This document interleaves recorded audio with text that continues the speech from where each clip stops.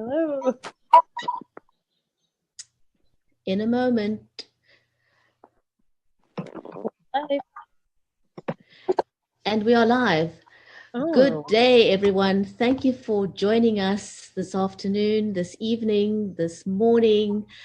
I'm your host, Bridgetti Banda from Cape Town in South Africa, and I'm going to ask the other ladies to introduce themselves. Our topic for today is discipline in the home and how we do that in the face of the generation of young people we have today who have grown up with some sense of entitlement. And we're going to delve into that. But before we get going, each of the ladies here are going to introduce themselves and tell you where we are from. Mary, would you like to introduce yourself? Yes. Hi, I am Mary Elizabeth Jackson, and I am in the USA in Tennessee. Welcome, Mary. Hi, Kathy, would you like to introduce yourself? Sure. I'm Kathy Daniels, and I'm from the Reading area, Pennsylvania. Mm-hmm. Welcome to the show. Sarah? Hello, I am Sarah Wiseman, and I am from Brisbane, Australia. Welcome to the show. Donna-Marie? Hi, everyone. I'm Donna-Marie from England. Hi, girl. Hi. Welcome to the show. We're missing one. We are. Emily is on tour for a whole month. Lucky girl, isn't she? Yeah. She's on the road. She's busy promoting a new show called Alien something. What is it called again? Aliens on Safari. There we go. So that's what Emily's doing. Like, yay for Emily. I totally admire her. So go to Twitter and follow her. Aliens on Safari. Absolute. Yes. Yeah. Go, Emily. So today, we are discussing a very, very, very, very, very thorny issue, aren't we? I like when you put that thorny issue. Yeah. Yeah. Yeah. It's crazy. It's crazy. I don't know. I think, as parents, we all deserve medals. We absolutely deserve, and as women in particular, because we are the keepers of the home, aren't we? We deserve medals. The majority of us are the keepers, right? There are some men out there, right? Right. Oh yes. Yeah, absolutely. Some. To be fair, to be absolutely fair, and let's be fair. So I'm going to open up the topic. We are all moms in the group, right? Some of us have got sons, some of us have got daughters, some of us are privileged to have boys and girls. And I think one thing we all realize is that our children are all individuals, and the way that we have to discipline them and the way that they receive discipline is very different because each child is different. But we have a unique challenge. I mean, when I'm going to open up with how things are for me. When I grew up, corporal punishment was totally acceptable. Mm-hmm. My dad used to belt me. My mom used to belt me from a dizzy height. If I could just think about being cheeky and she would totally slap me through my face. It was not even a thought, so I didn't dare being cheeky because I knew I would get swiped. And when I was at school, for example, those days corporal punishment was okay at school. And looking back, I don't agree with everything that was permitted within the school, but I'm also not completely pro removing corporal punishment altogether. Everything was balanced, right? Because if I came home and I told my mom or dad that I was punished at school, I better not even flipping tell them because I would get punished at home too. It's like, what did you do wrong? But things have changed in an unbalanced manner now, whereas when kids come home from school and they say I got into trouble, mom or dad will fly outside of the door, run over to the school and want to attack the poor teacher who may have had circumstances that you totally are not aware of. How's that worked for you guys? Hot topic. Should we talk about our own sort of upbringing? Because that brings it in nicely, Bridgetti, like you were saying, the way that our parents parented us. So I think so, because you know what? it's interesting. Whether we like it or not, it totally influences how we parent, right? Yeah, because I feel as though we either go completely the opposite because we're like, well, there's no way I'm doing that with my children. Or some people just adopt the exact same theories with their kids and practice what their parents, did with them. So we'll talk about everybody's history on how they were parented. Mine were much the same as yours, Bridgetti. So we had privets, bushes outside on the front lawn. And if you were bad or if you said something wrong, Mum would just get this privet and rip it off with, sheer strength, and you would get lashed on the legs. So that mostly happened with my elder brothers, and she had a lot of kids. So, I got away. I didn't get away with it. I just don't think they were more naughty. They sort of did things that riled her enough to get the bush, enough to get the thrashing. But no holding back with this bush. You just got a branch and she'd hit the legs with it. And the same with, I think we've discussed before about the bars of soap. And if you did bad language or spoke in a bad way, you would literally get your mouth washed out with a bar of soap. Me too. Yep. Yeah. So how did things work for you? Yeah, I can imagine. So Mary, how did things work for you? Okay. Well, it was my mom did the whole mouth soap thing. If you were, bad or like, can y'all? Yes, Mary. Yes, ma'am. There's a train track. There's a train coming. It's can an you airplane. hear it? Airplane. Oh wow. Okay. Here, hold on. Okay. Okay, I think Kathy, would you like to go next, and we'll wait for the thing to pass.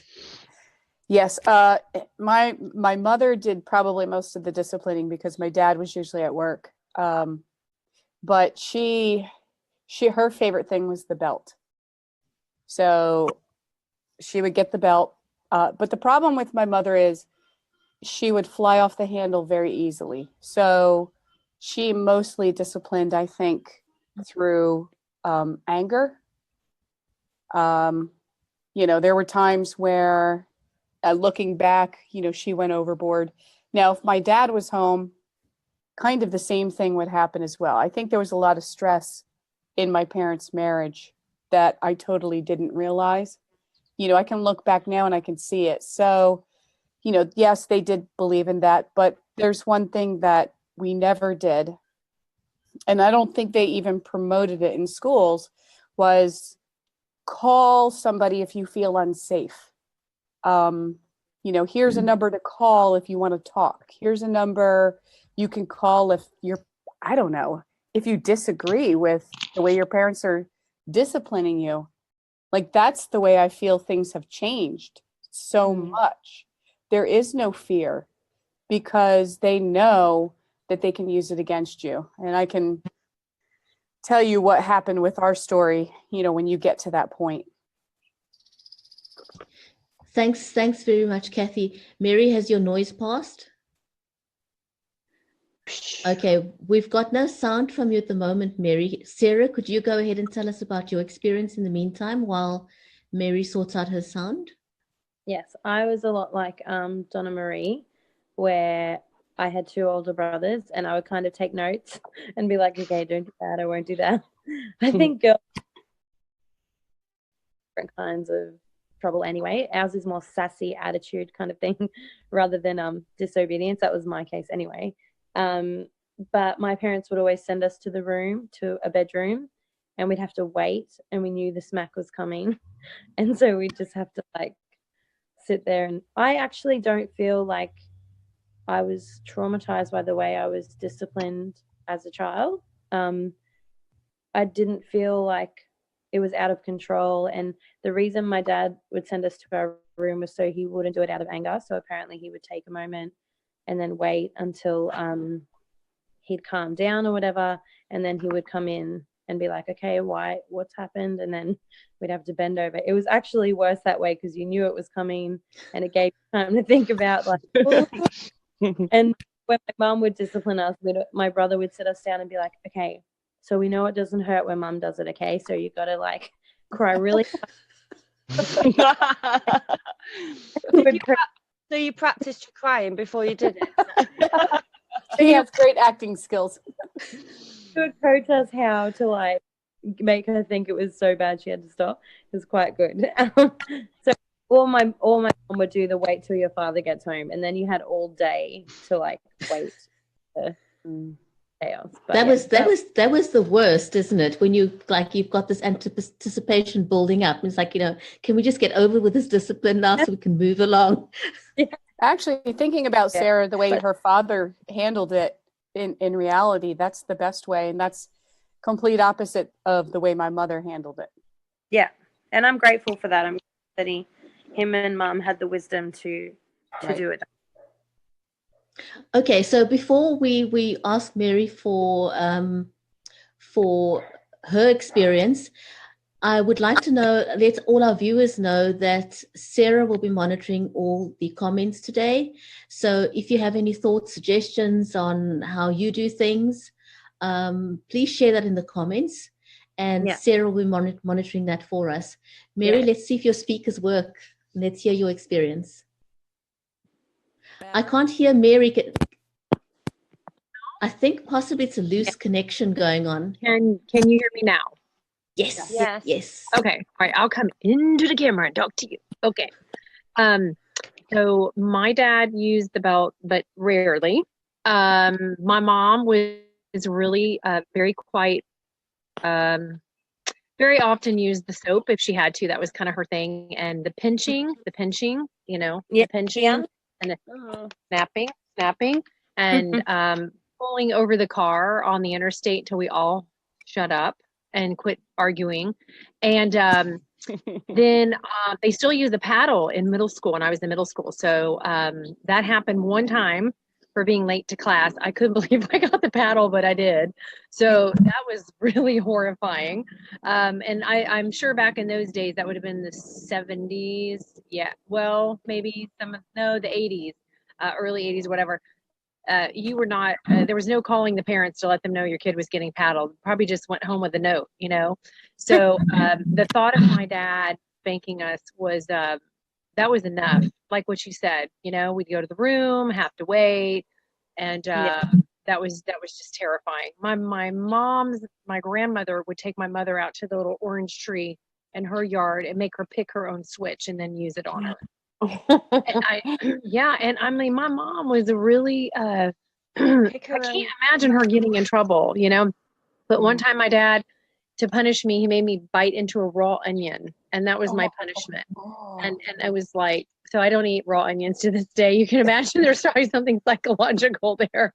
They have to be cooked. I can't eat them raw. But I've not used some of the tactics that my parents have used on my own kid. And luckily enough for my littlest, all we have to do is mention the timeout chair, and he's like, no. So it was pretty good with him, thank goodness, because holy cow, I've watched other people's children, and there's nothing that works with their kids. Nothing. Yeah. It's awful, I say in the comments. Do you mind me asking, what's a paddle, Mary? Oh, the paddle is a like a. Do y'all have ping? Y'all have ping pong, right? Do you have ping pong? Table tennis. So it's a paddle like that, but really thick wood. Right. Okay. Yes. Ouch. Ouch. Anybody hear me? Yeah. Okay. In the comments, Julie has just said we were spanked with tree switches. I think that's what you were talking about, Donna-Marie. And then she said Christian households spare the rod and all. So I think that's referencing the scripture in Proverbs that says, "Spare the rod, spoil the child," which we also grown up with that, which kind of means if you don't discipline your children, they're going to be spoiled, and You end up with a rotten apple. Well, so you have to beat them with nature's branch. Is that what you do? Yeah, but see, that's what's starting to happen today, and I'm seeing this backlash happening with my own kids. Is that we're not sparing the rod, but the problem is we're threatened with children and youth. Yeah. Something that could actually destroy our future. Yeah, absolutely. My mom had using psychology in her background. She said to me when my girls were younger, you absolutely have to say no. Children want to hear no, whether they fight you and fight you and fight you, because that gives them their sense of boundaries, and they need to know how far they can push. They do not want to be the grown-up. They want you to be the grown-up. So even though they fight you, you have to say no. And that has always, that's always stuck with me.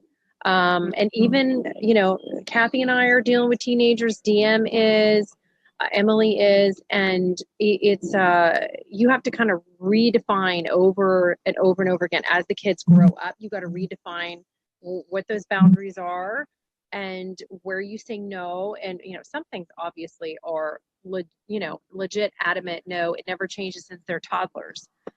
But we have to kind of keep redefining, and it's so difficult. What's okay?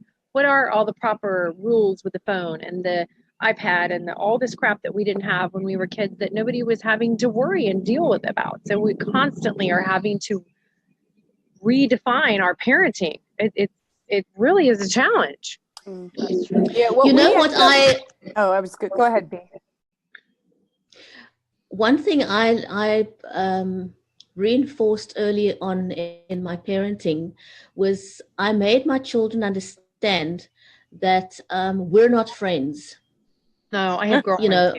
I have girlfriends. I have other friends, but my children are not my friends. Look, my children are adults now, so we are friends. But when I was parenting them as young people, I made them understand that I am not their friend. I am here, my job on the earth to them, my responsibility to them is to parent them and to love them. And in disciplining, the one thing I always made sure with my children is that they understood I was disciplining them because I loved them. So whatever the method of discipline was, they needed to separate the discipline from love. In other words, I needed to reinforce along with the discipline that I loved them. So even if I needed to spank them, I would reassure them and hug them afterwards. I'm doing this because I don't want you to make mistakes and I still love you. It was the one thing I really, really wanted to emphasize. But we have unique challenges now. We've got things like Childline. We've got stuff like social services. And a lot of parents feel that they are disempowered because of stuff like Childline and because of stuff like social services. We understand that there are some parents who've been completely unbalanced and who shouldn't be parents in the first place, who are belting their children to the extent that they are physically and emotionally harming them. And those people, their children need protection from that. But not all parents are like that. Not all parents are unbalanced. Not all parents discipline out of anger. And for some reason, governments seem to have taken this blanket decision to tell us how to parent or how not to parent. I understand that the rights of children need to be protected, but there needs to be some kind of a balance, right? We all have different circumstances in our homes. We have different reasons why we choose a particular style of parenting, and that power shouldn't be removed from us. And I don't think protecting the child should interfere with that. What I personally have noticed is there's this we've moved away from a society where that the saying where it says it takes a village to raise a child, and I firmly believe in that. Oh yeah. But for some reason, everyone's got this attitude, well, it's not my child. Yeah. It's their problem. So if you see something happening, you kind of, well, yay, not my problem, not my child, it's not in my backyard. And maybe that's where things have started to go wrong as a society. We are failing our children as a society. Everybody's child matters. Everybody's child needs your care and love and protection. And you should look out not only for your own flesh and blood, but you should look out for every single child on the face of the earth. I feel strongly about that. You know what I think is happening, at least what seems to be happening around here, is like you said, the whole thing with parents being the child's friend. A lot of people around here seem to be wrapped up in themselves, letting the kids pretty much free reign, not checking social media, just not really paying attention to what their kids are truly doing. They seem to be quick to point out what your child is doing opposed to their own children. Yes. That happens to be going on around here. So it's like we aren't even doing that. It takes a village to raise a child, because people no longer seem to want to look out for even their own child, what they're doing. And that whole thing, I think, Bridgetti, you were talking about when a school goes to the parent and says, hey, your child was doing this. Oh, no, not my child. What did the teacher do? That's the mentality that's going on around here too. And anytime my child has been called out for doing something, I'm all for the school. Give them a detention. Let them see that you mean business. And they're actually refreshed by that, because they get a load of parents that will be like, well, not my child. My child didn't do that. He wouldn't do that. She wouldn't do that. Kathy, we're really failing. We're really failing what you're talking about on teaching our kids responsibility and having to deal with consequences. I think that's really seems to be falling off the wagon in I think our country and our world as a whole. I don't know. I mean, it's not everywhere, but it seems like nobody wants to say no anymore, and nobody. Everybody's so tired and stressed. It just, oh God, now I got to go punish my kid. Now what do I got to do? What's the right thing to do? And what if I'm too harsh? And and I mean, we're just, it's really challenging, and not enough kids here know, and not enough kids are having to deal with consequences. Now I tell you, go ahead. You and Kathy have totally nailed it there. There's a complete lack of consequences. Kids are not learning, or they're not being taught that for every action, there's a reaction and a consequence.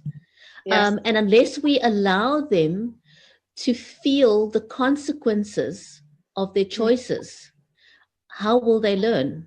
If we try and shield them or protect them from the consequences, they're not going to learn. And let's face it, that's what life is about as an adult, right? Yeah. Everything we do has got a consequence. So if we're not teaching our children from a very young age that you can make any choice you like, you can bang down the door, you can break down the door if you like. But breaking down the door is going to give you sore knuckles. It's going to injure your hand. You're going to have a broken door that somebody needs to replace or fix. And there's a cost to that, not only the cost of the door, but the cost of the labor. So yes, go ahead, bang down the door, but there's going to be a consequence to that. Right. And I think a lot of you are obviously dealing with teenagers at the moment, but I think it starts in the stage where I'm at with toddlers. And like, I'm actually one of the only mums I know that actually disciplines their toddler. A lot of mums I know don't even do time out, and definitely don't thank their child. And I I feel bad. I feel like the odd one out a lot of the time. And I know it's because people are tired and everything, but like you touched on it for a second there, Mary, I think there's a lot of guilt parenting happening. And there's all these articles about how boundaries are destroying their psychology and how, you know, if you smack your child, you're damaging their psychology. And there's all this thing like you're ruining your child if you discipline them. But I see the opposite happening a lot of the time. Like you said, Mary, children need boundaries. And when they have none, they just rule the household. And I don't think a child is made to carry that responsibility to be in charge of a household. Like, Oh gosh, no. my daughter is so much happier when she hears the word no. It sometimes might take a day. I can tell when I've stopped saying no to her or I've negotiated far too long because she gets out of control. She starts just literally walking around the house just crying and whinging, and it's like she's looking for a boundary. And I go, okay, I need to get because like you said, Mary, I've been tired or we've been busy, and I realize she's feeling out of control.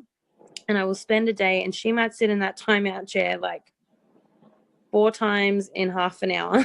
But it takes a day of just cracking down and saying, actually, no, I'm in charge and you can feel safe because I'm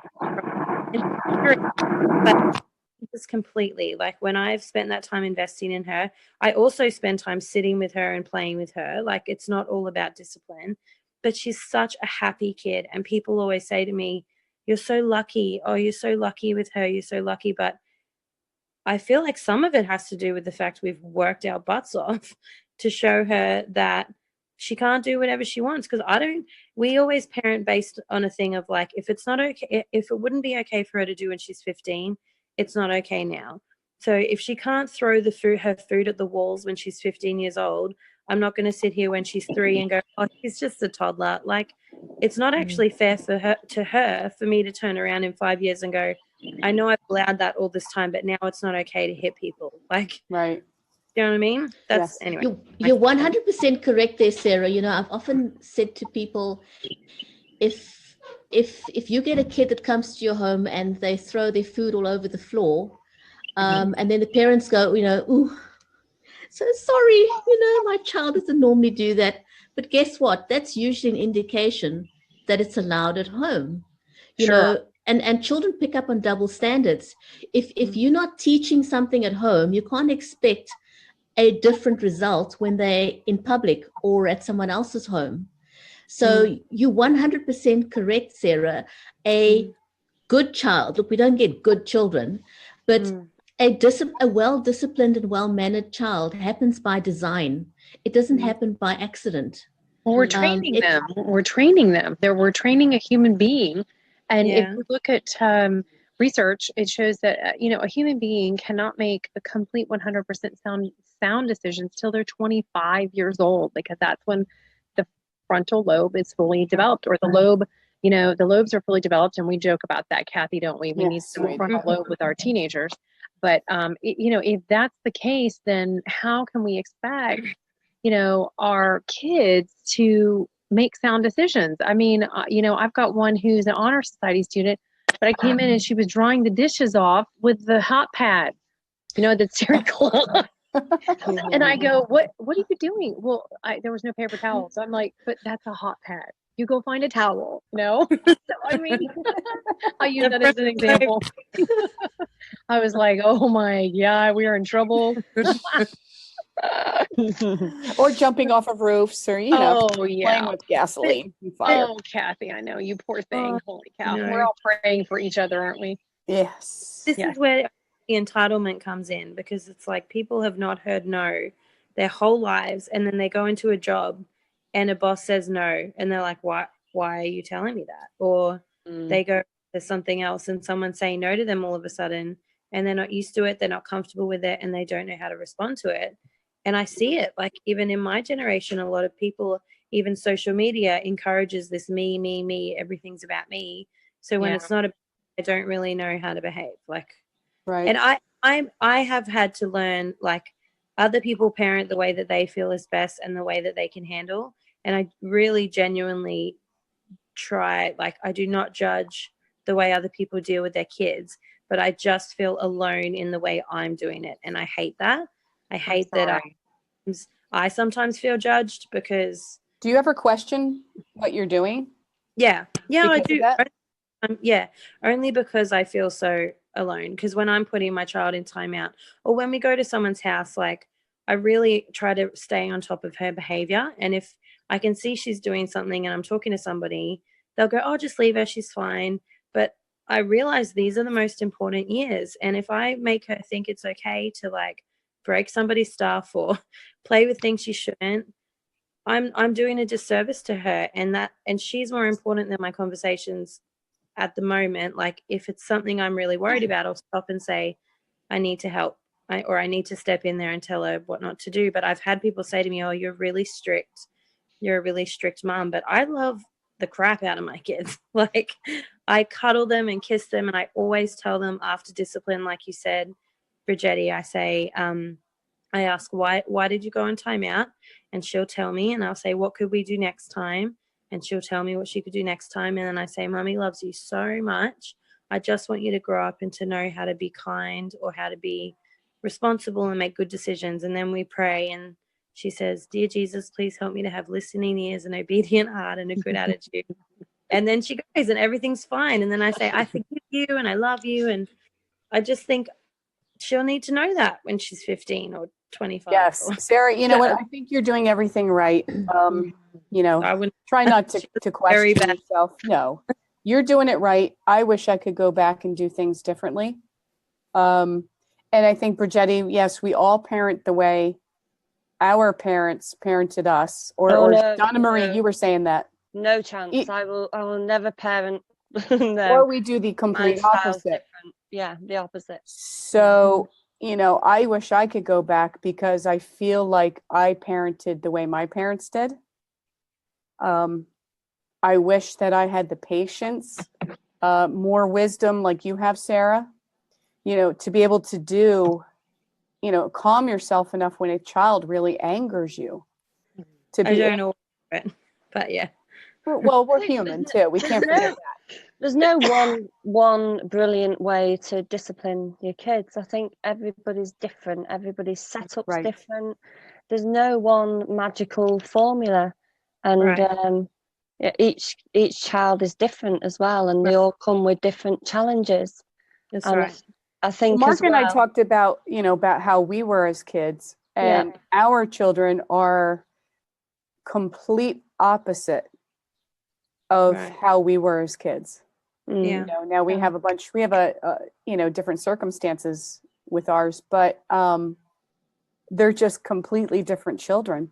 And where Mark and I would have responded to the way, at least the way we parent, our kids don't respond the same way. Right. The other thing I'd like to mention is, don't you guys find that if you as parents, I mean, this is the other challenge with discipline. If both parents are not on board with the method of discipline, if your spouse undermines you, if your spouse does not support you, it's so hugely challenging, you know. And one thing I've often talked about is, even if your spouse disagrees with the way you did, don't undermine the parent in front of the children, because you're literally inviting trouble into your home if you undermine your spouse's decision. It's okay to talk about it behind closed doors, you know, after the fact, and review the way that you would have handled the situation. But for a parent to actually walk in on the other parent and undermine them in front of the children is so bad for the kids, isn't it? Yes. It's terrible. Why am I always the odd one out? You see, I don't think, I think that if the other parent is making a very bad decision, and you know that the other parent's making a bad decision, I feel like I couldn't let that decision go on because it's not up to my discipline. It might be over the top. And if I feel it's over the top, I would stop it there and then, even if that meant doing it in front of the child. I'd find a way to do it, to change that discipline method, but I wouldn't just let it ride just because I didn't want to say it in front of the child. Does that Well, make sense? I guess it depends how much of a team you are. Like with my husband and I, and it depends how bad it is what's happening. Like if I just think something could have been dealt with a little bit differently, I'll mention it to my husband later. And thankfully, because we're a good team, when it comes to parenting, he will say okay and try and change. Whereas, and then he will often go to Poppy and say, "Daddy shouldn't have done that. I'm really sorry." But if your partner is going to do that, I agree. It's important for the child to know it wasn't okay to be treated that way. Right, that's what I'm getting at. Yeah, I think children deserve a lot of respect as well as parents, and I think that you do earn respect. I think that the child needs to respect you enough to listen to you, but you also need to respect the child. There's too much of this in back when I was a kid. There was all this do as I say, don't ask questions, don't chat back, decades ago when the dinosaurs were out. And you didn't ask questions, you just did. I understand that because you're listening to somebody tell you what to do and you are a child. But in this day and age, parents make a lot of rash decisions. They're highly stressed. They've got highly stressed jobs.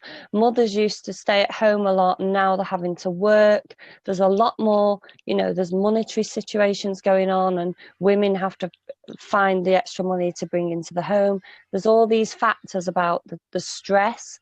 I don't think parents know who's the chosen disciplinarian anymore, because the mother sometimes, every case is different, but sometimes the mother is out trying to earn the money, and then no one knows who's doing the parenting, and then it kind of gets mashed together. So do you guys think that men today tend to take a step back in the discipline part more than they used to? I think it depends on the man. I think very often men do abscond that duty. There's still this.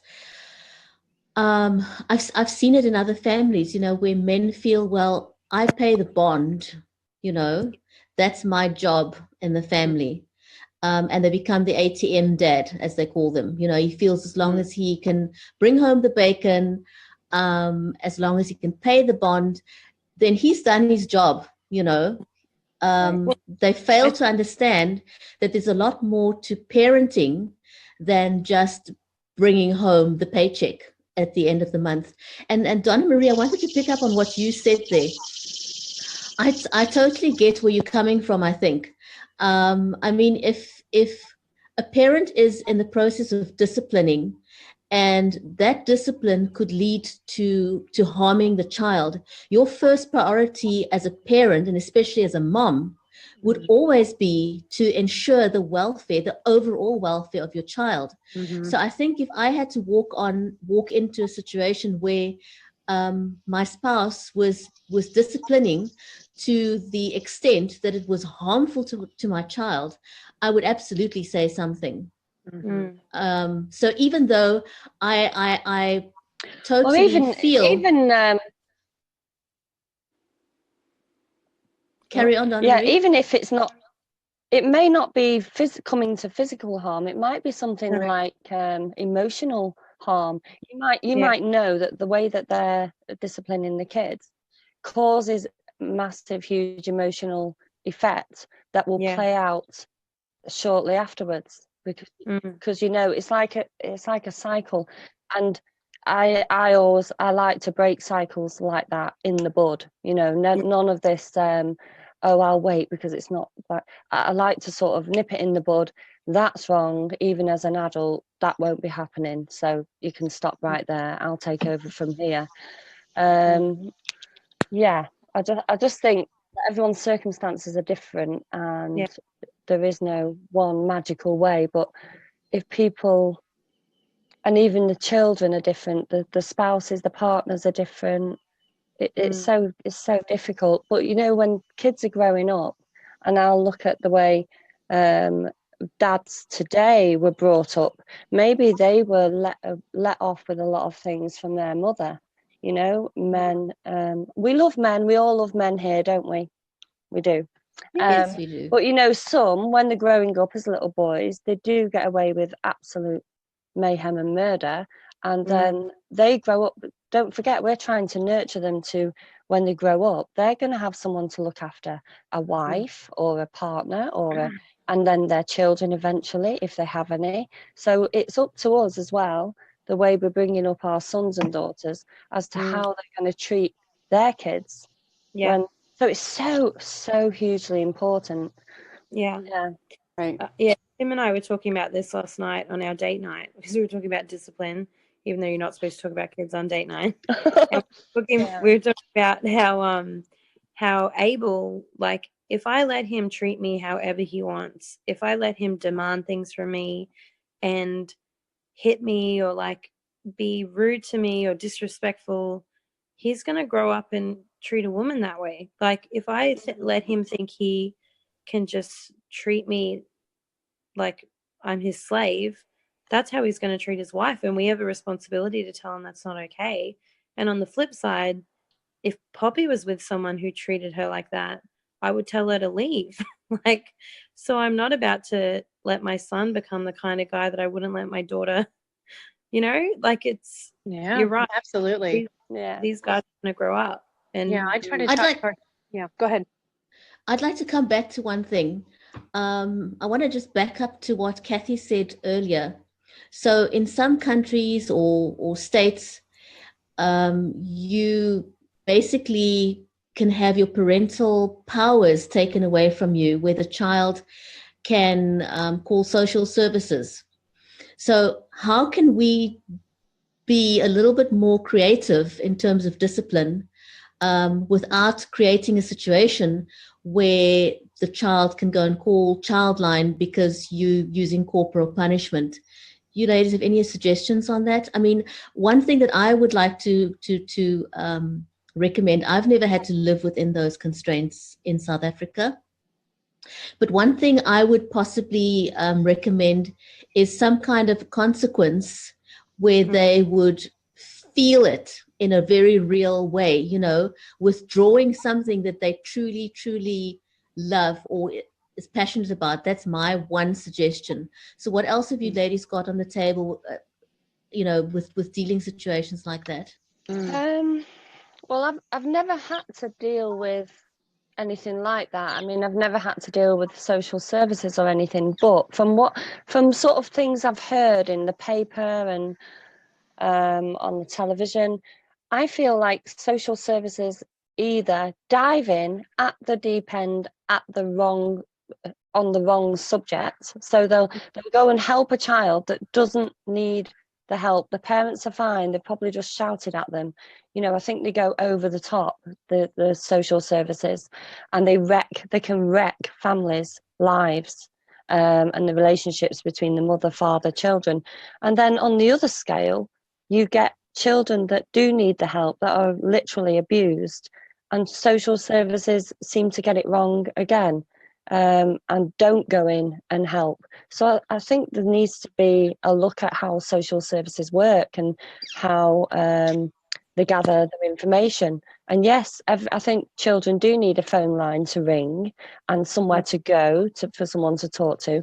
But let's be sensible here about, you know, what that content is when the child does ring up. You know, my mum took my iPhone off me. You know, things like that. They're not a big deal, are they? Social services do not need to be diving into people's lives through, you know, information that's not valid, and they need to look after the children who are vulnerable and listen and watch out for them. So I just think there's something there that's just not working at all. But Mary, what's your thoughts on that? Well, in the United States, Kat probably can attest to this, and you will hear this from a lot of different places, that some of the services in the United States and probably in the different parts of the world need an overhaul, you know, and need some help. I think that, like Donna-Marie said, you know, and there are some really bad situations where a service is needed and called in, and it is needed sometimes, but definitely can you all hear the crickets? Yeah, focus, everything. They are dating or partying or something. I don't know what they're doing. I think it's you that's on safari. So, but definitely, the evaluation needs to be done very gently. It's kind of like, your mom and dad taking a couple of deep breaths where they go in and rush and spank you, that kind of, let's just calm down and look at the entire situation. Now, in the school systems, cameras would be really helpful. We do have them in a lot of places, but when it comes to things like that and the bullying and, things between teachers and children and things like that, I think that, that would be helpful. And it depends on the situation, if it was needed or not.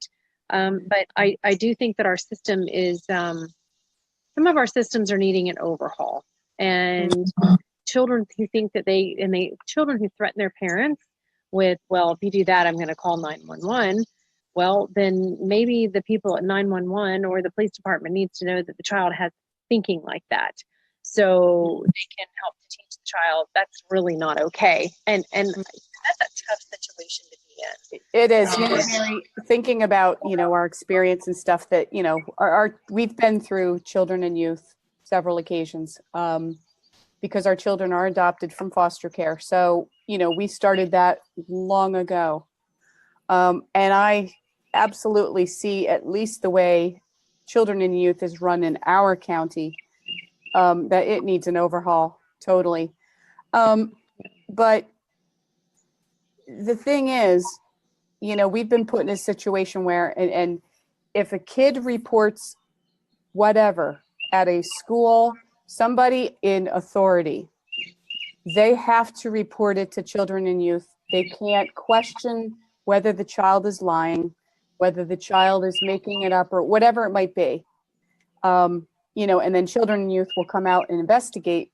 But what I feel is, yes, okay, they'll come out and investigate a scratch. But then there's someone who's literally being beaten and it bruises and whatnot, and they still fail the child. Yeah, that's what I'm saying. It's broken. Yes, where they didn't go out and investigate when they were supposed to. Yeah. That people were told of, they saw the bruises, they saw this. And then the next thing you hear, a report of a child who was actually murdered by their parents. This is the stuff that infuriates me. They're wasting time on a stupid little scratch, whatever, when there's kids who legitimately need the service. So where are we failing? How are they failing? Well, you have to be able to discipline your child, or let's say, what's a better word to use? Redirect your child, okay? In the correct direction that is for their best good, without, that shouldn't be anybody's business. I mean, because the way you are going to direct your child may be different than your next door neighbor or somebody down the street, But if we do keep teaching the whole thing about, okay, you can make, and I have raised my kids this way, Bridgetti, you can make all these different choices, but there's always a consequence to a choice that you make. And you've got to start thinking about that even when they're little. I got to think about, okay, Mom said no cookie before dinner. I'm going light here, okay? Mom said no cookie before dinner, but I go into the pantry and sneak that cookie. Well, your inner drive, that human instinct drove you to get that cookie more than common sense came in. So what should what is an appropriate punishment, do you think? Sometimes my mom has said that's always a good thing to use. Ask a kid, you tell me, what should your punishment be? Let them pick it. It's a tactic to use, But we definitely have to keep drilling and telling and saying and saying and saying there are consequences to every decision you make, because that never stops. That's eternal for all life. So it's no different today than it was when all of us were kids. And that's something I'm constantly drilling into my kids, is saying there's a consequence. So when Josiah decided to jump off the roof onto the trampoline, there's a consequence. Now the problem here is he landed okay. So now in his mind, we're good. He's There's Batman. Yeah. Spider-Man. Yeah. I think You know. I think it's a tough one because when you have a toddler like I do, there aren't really a lot of consequences, and like you do, Mary, there aren't a lot of consequences other than like you can't play on the trampoline now, like, or. But I listened to a really good teaching thing called Loving Your Kids on Purpose, and he talks about making age appropriate responses to behavior. Yes. And Yeah. he told us And explaining to them, you know, Sarah, like you're doing, constantly explaining to them, talking to them like they're a little bit older than what they are, but keep explaining to them and explaining to them, not do as I say, don't do as I do, but actually explaining to them. And I do know that if I can bring my voice down underneath his angry voice and his frustration, if I can bring my voice down, kind of, you know, put my hands, you know, like touch him, and then it usually deflates the situation immediately or very soon. So there's no freaking out, screaming on the floor, having a complete meltdown. This seems to work really well. And then I can redirect. There's definitely a need there for some kind of a balance when it comes to dealing with situations with social services. Kathy, just picking up on the example that you mentioned now, with your son jumping off the trampoline or the roof onto the trampoline. So there's many ways that could have gone horribly wrong, right? So, I mean, just imagine if he had miscalculated and he hurt himself, right? You could possibly become liable for child endangerment because you provided the trampoline, you know, just as by way of example. Or he could be, or for example, he could be in a bad space with you and he could say, well, my mom told me to do it, you know, and social services can get the wrong end of the stick, and you minus your child. I mean, these are things that really need an overhaul. And this is, you know what, Bridgetti, this is actually the fear that I have now in my head based on what has happened with us. This is the fear in the back of my head, is that at any moment they could do something like that, or, you know, they get hurt and, hey, you know what, and here we are adoptive parents.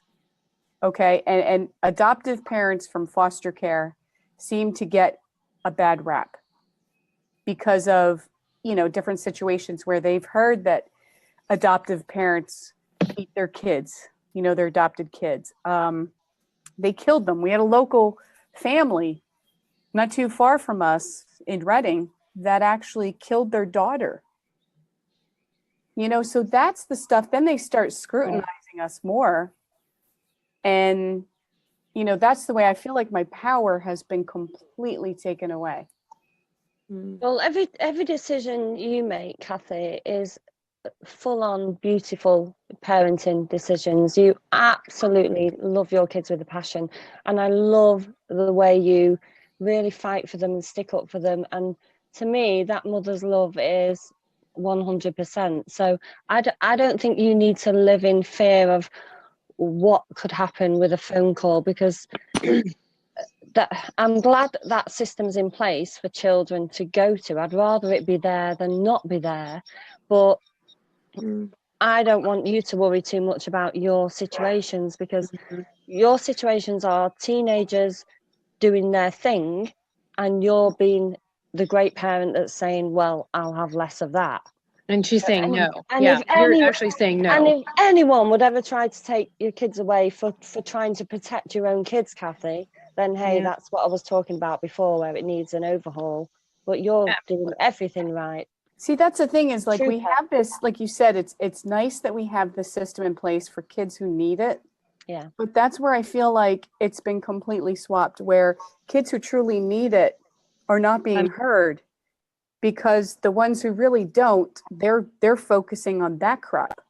You know, I feel like too many kids who really need it have been failed. So I have no confidence in the system whatsoever that it's going to help a child who truly, truly needs it. Right. Hey, y'all, I don't want to interrupt. I've got to go. I'm sorry. I want to say bye. Bye, We actually do need to wrap up. Mary, take care. All right. Love y'all. Bye. Bye, Mary. Bye. I just wanted to quickly read a message from Melissa, who's been leaving some really good comments in the comment section. But one thing she touched on was about how she discovered mindfulness and personal development when her kids were young, and it helped her to stop stressing and stop yelling. And I think that's a really important part of parenting, is also being quite aware of our own issues, and are we passing them on, and what can we do to make sure that we're not disciplining our kids out of our own stuff. I think that's a responsibility that we have, to not hand our issues down through generations. And the other thing she talked about was giving two choices. And I've noticed with Poppy that works really well as well, saying you can do this or you can go in timeout. It's really up to you. Because kids like to feel like they have some power, and they can choose the horrible option, or they can choose to do what you're asking them to do, but it kind of puts the responsibility back on them. So thank you, Melissa, for commenting that, because I actually really agree with that. Thank you, ladies. We really do need to wrap up our show for today, unfortunately. I think it's such a hot topic. We could carry on for another hour, couldn't we? Kathy, I'm going to ask you, what are the things as a mom, as an adoptive parent, what are the things you would like to see changed? Oh boy, this is a loaded question. Again, I would like to see things changed as far as, how people view adoptive parents, how these agencies view adoptive parents. But what I'd really like to see is I'd really like to see people take more of an active role in what their kids are doing. Mainly when these kids are in social media, it could just be totally destructive. You don't even know what's going on behind the scenes. Luckily, Hannah will actually, tell me some things that are going on, especially if someone has bullied her or whatever. Luckily, I have that. But there are kids who, they don't say a word. And then the parents are completely shocked when their kid either, I don't know, commits suicide or something. Do you know what I mean? Parents need to start taking a more active role in what their children are doing. And that's pretty much it. Thanks, Kathy. Donna-Marie, from your side, if you had the opportunity to go back, because your children are teenagers now, is there anything that you feel you did right, or anything you would like to have done slightly differently, looking back? Your sound is off, Donna-Marie. I was just saying, you're really going to ask me that now on the closing title? That's way too. Yeah, I can't think like that at the minute. I just think to discipline at an age that they're at. So change your discipline for the age relative that they're at. Look at each child individually. Have a word with yourself and see if what you've actually said makes sense. Because sometimes us parents just make a decision. Later on, we think, was that actually fair, that decision? Right. So keep it age appropriate. Reevaluate yourself as a parent, change it to age appropriate, and communication always open, as always, with the child. And sometimes one has to adjust that, isn't it? Because what may have worked for a period may stop working because of circumstances. So be prepared to reevaluate the way that you discipline on an ongoing basis, because there's no one size fits all for any child. That's right. I agree. Yeah. Sarah, do you have any final words in closing? I just, any mom, really little kids, I just want them to feel like they don't need to be afraid of their children, and that and just that not to parent out of guilt or fear, because they're not empowering emotions. They're actually you're gonna make decisions based out of a negative place, and that's not in your best interest or the best interest of the child. Just think about them as they're adults and what you want them to know and how you want them to be as they grow up, and try and implement that now. Fantastic. Thank you so much. Ladies, I think this was a thorny issue that we tackled today, but one that needed a voice in any case, it's something that affects all families. None of us can escape the issue of discipline. If you're a parent, and even if you're not a parent, some of us are aunts or uncles, or we're all part of a global family anyway. So whether we like it or not, discipline is the topic that will affect us in some form or the other. We're out of time, ladies. So I don't have time to even delve into what we're going to be discussing next week, but I'm going to leave it in the comments. We'll leave that in the comments. So thank you very much. Thank you for everyone who's joined us today, who's taken the time out. Love you all. Love you, ladies. And goodbye for now.